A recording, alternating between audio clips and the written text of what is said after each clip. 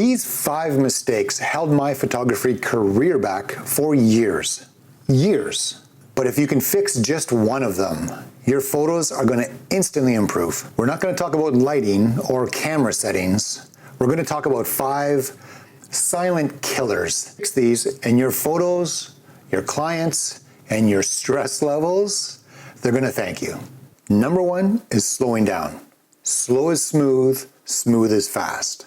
This one was difficult for me. I'd easily get caught up in the pace of a wedding and make easily avoidable mistakes. The best photographers, they're deliberate, they're intentional, and they're in control. Here's how to do that. First, actually say to yourself, slow down. Just slow down. It's easy to do, but it's difficult to remember to do that when there's a lot of things coming at you. And second, before you click that shutter, hold the camera up to your viewfinder and just quickly scan the edges of your frame. Look for little distractions, things that don't help the photo that you're trying to take. Maybe there's a water bottle on the edge of the frame sitting on a shelf. Maybe there's people that are creeping in on one side.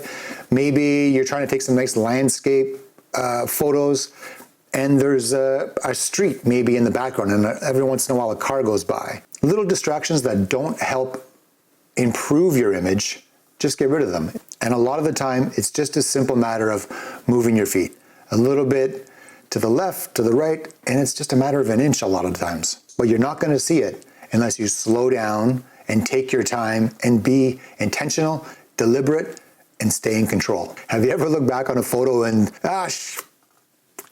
how did I miss that? I bet the answer usually is because you didn't slow down. Slow is smooth, smooth is fast. Mistake number 2, obsessing over gear. This one's easy.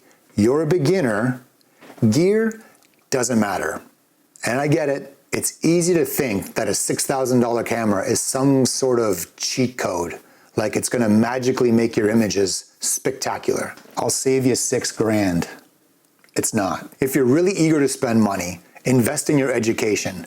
Take an in-person course, take an online course. Study composition, study light. Everything's about light. Understand your settings. There's a lot of settings in a camera. Most of them you probably will never touch, but understand the main ones. Aperture, shutter speed, ISO. That's the real upgrade. Here's the truth. You're not just going to jump into a Formula 1 car and go win a race. You got to learn to drive first, and you're going to learn to drive with the car that's already in your driveway. Use the camera that's in your hands. Use it until it's second nature. Go and practice and practice. Then, and only then, does gear begin to matter. Oh, I really wanted to include my F1 car in this. I spent a week building this baby. Although I did get to use the analogy, I just finished watching the race, so I'm a little bit amped up. I'm sorry if it didn't land, but Mistake number 3, over-editing. We've all done it. Too much clarity, too much contrast, skin looks all plasticky or whatever that is. If the photo doesn't work out of camera, if it doesn't stand on its own, editing's not really going to help that much. Think of editing like seasoning. A little dash enhances the flavor. Too much? No bueno. For my photos, I typically bump the contrast a little bit just to give it a little bit of bite and maybe a little exposure up or down if it needs it.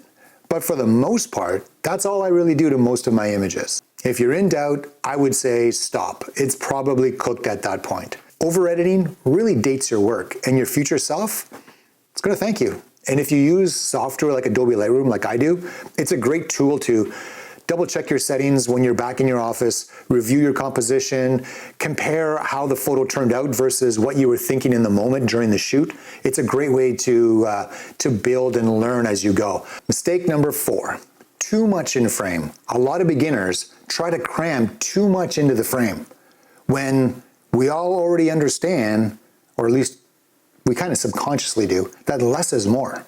Instead of trying to show too many things, the best images, they often say one thing really well. Less is more. Less is more. Slow down, think about what story you want to tell, and then judge your framing accordingly. As a beginner, it's very tempting to try and get everything, capture it all, cram everything into a frame. But oftentimes, the strongest photo is the focused one. Don't make the mistake of trying to say everything in a photo. Just say one thing and say clearly. Okay, we've made it to mistake number 5. And this one probably cost me the most time when I was first starting out. Like it cost me quite a bit. And mistake number 5 is comparing yourself to others. You've probably heard this before. At least I hope you have, and hope you've had an opportunity to deal with this a little bit, because I definitely did not. And it set me back a lot. My first few years, I remember I compared myself to every photographer that I looked up to, all of them. And man, did it ever just it just sucked the confidence right out of me. Here's the thing.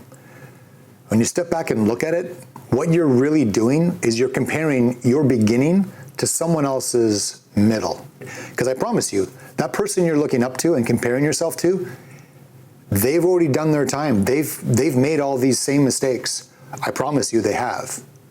But they've put in the reps, they've put in the time, and they've learned and progressed. Comparison, it just robs you of confidence. And confidence, that's the fuel. That's what kind of keeps us all going. You get a little jolt of confidence when you nail a shot.